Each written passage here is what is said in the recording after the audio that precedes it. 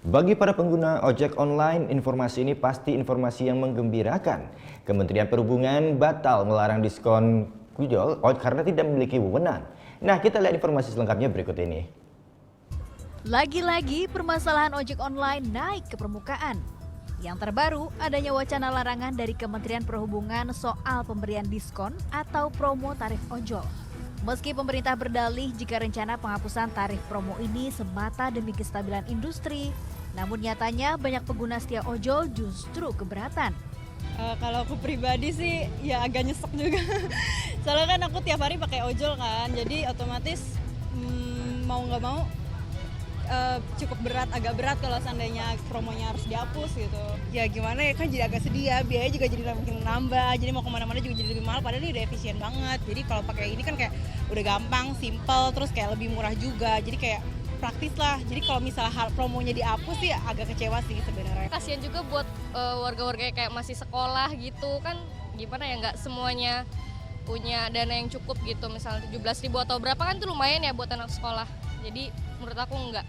Terkait hal ini, Yayasan Lembaga Konsumen Indonesia juga menilai pemberian diskon masih wajar, asal tidak melewati tarif batas bawah. Apalagi ini merupakan strategi bisnis operator yang masih bisa dipahami.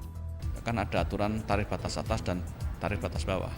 Nah, sepanjang diskon itu diberikan tidak melanggar ketentuan dari tarif batas bawah, saya kira tidak perlu dilarang alias boleh.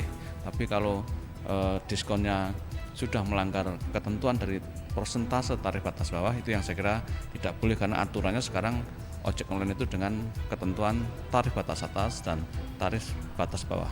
Dan akhirnya Kamis kemarin, Kementerian Perhubungan pun angkat bicara.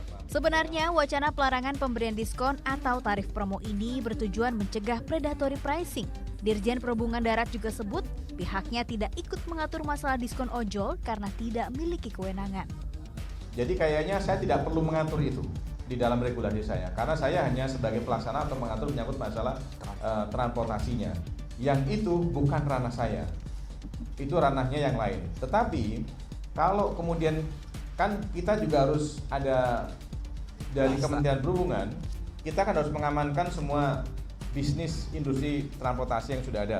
Wewenang pengaturan diskon tarif ojol dimiliki oleh Komisi Pengawas Persaingan Usaha atau KPPU.